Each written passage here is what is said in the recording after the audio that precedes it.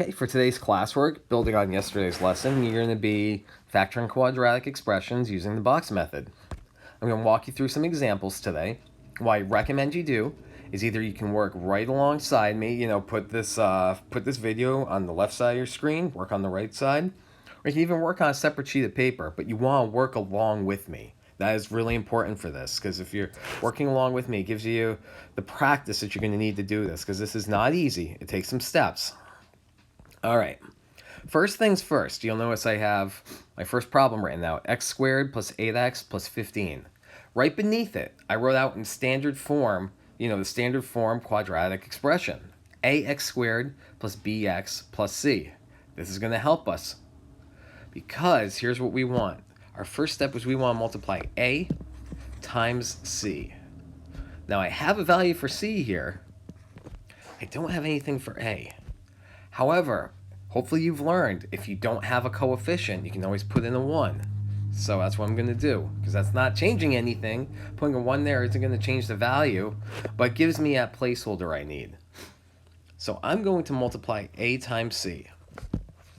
And when I do that, I get 1 times 15. Nice and easy, I get 15.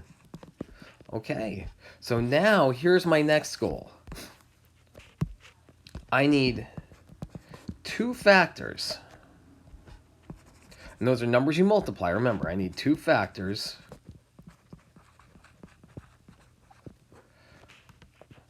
that add up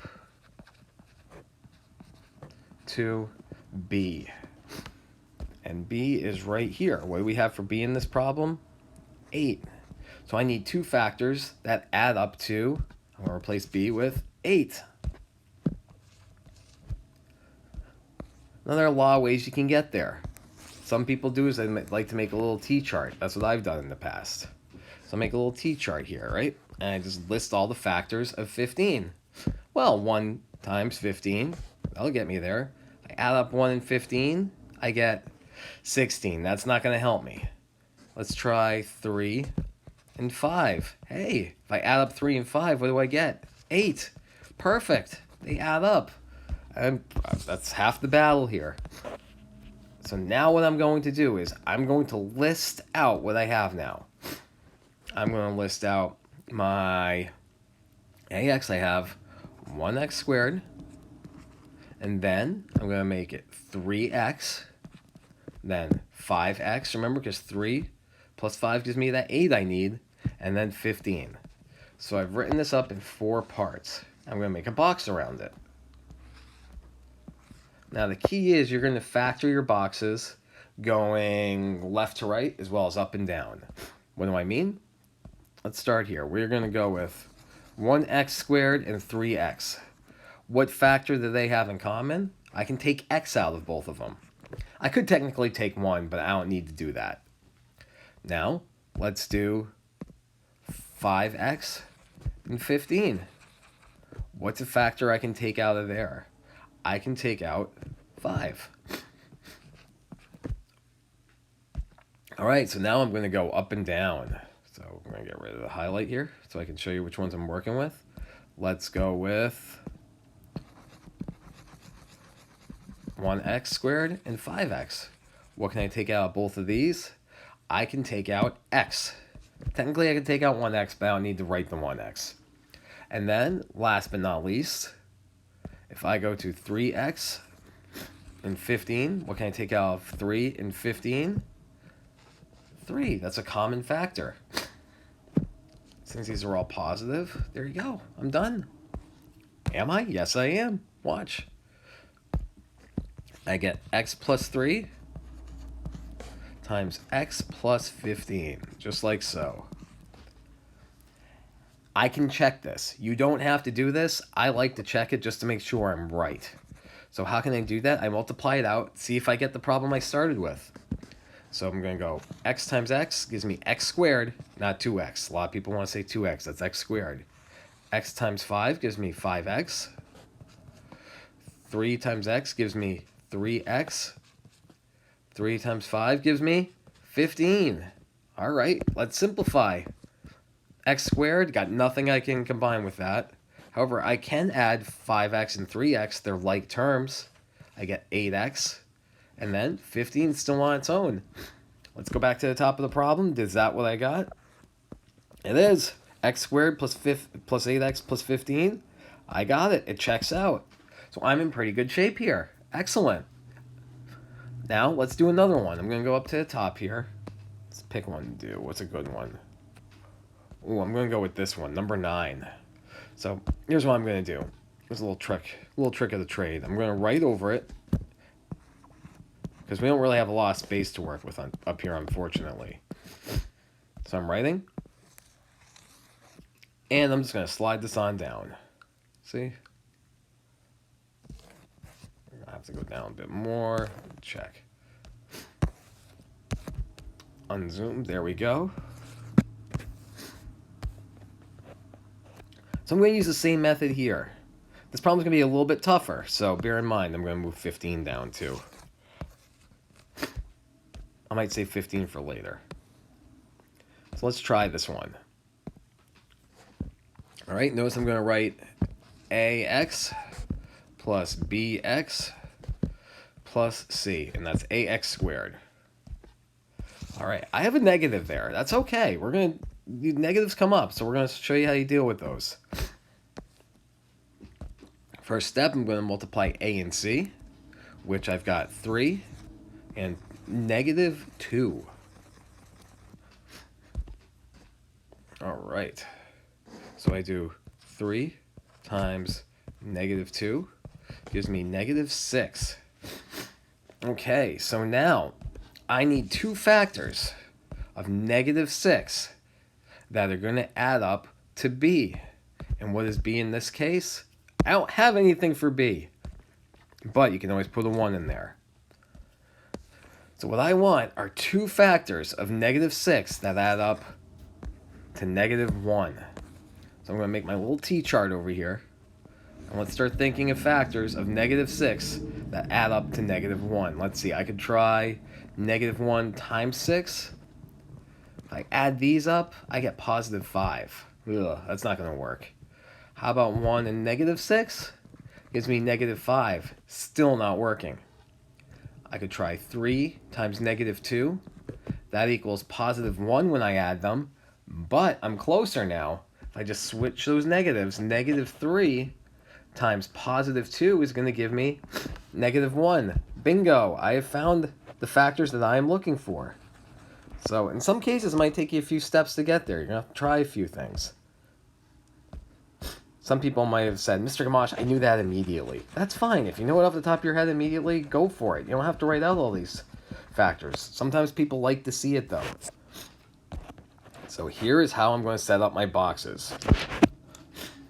I've got 3x squared this time. I've got negative 3x. I've got positive 2x. And then I've got negative 1.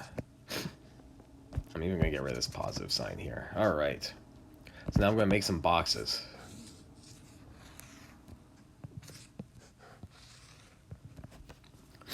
So the first thing you want to ask yourself, what can you pull out of both of these, right?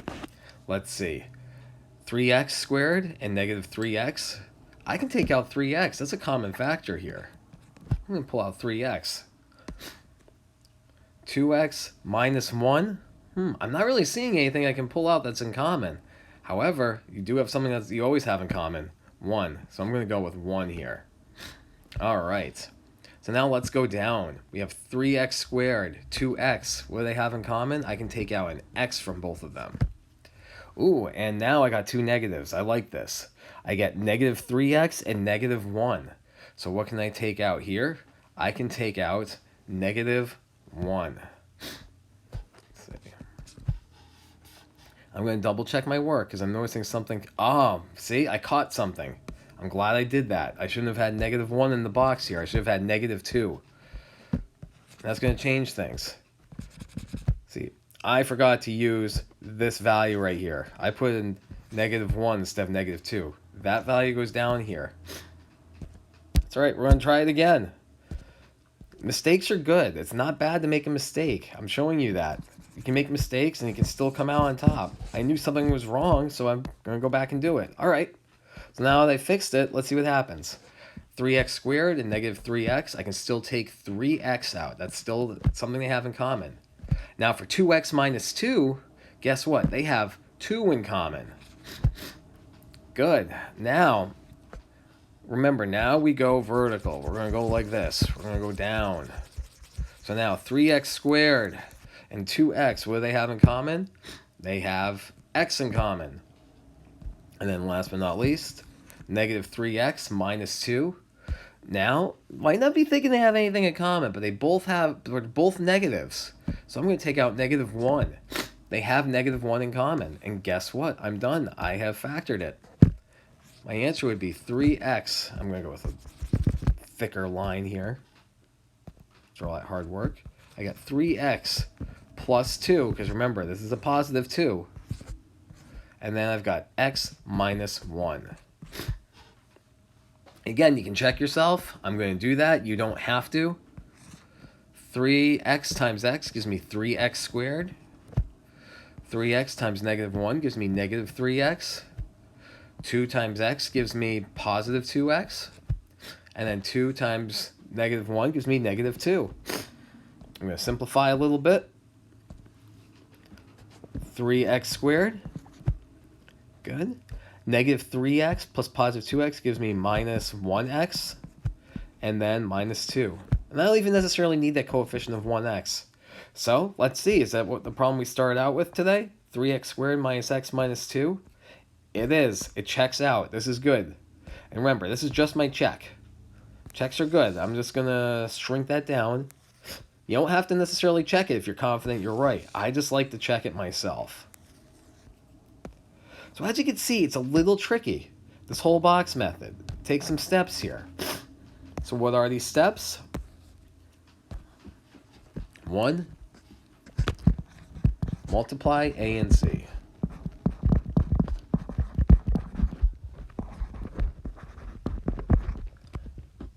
Second step,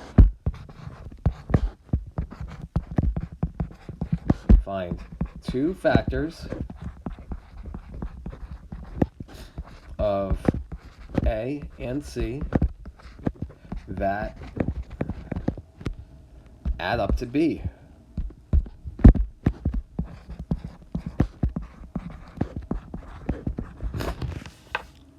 Next,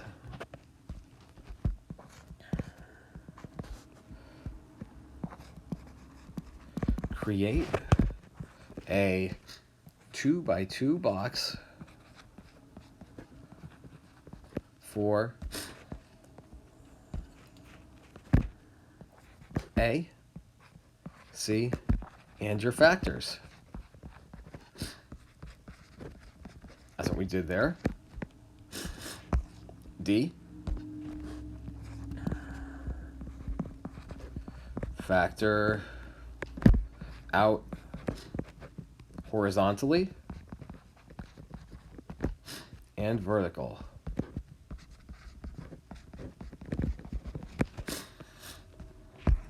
And, I'm not even going to necessarily put check in there, but I always think it's good to do that. So, you got your steps. We've done it a few times.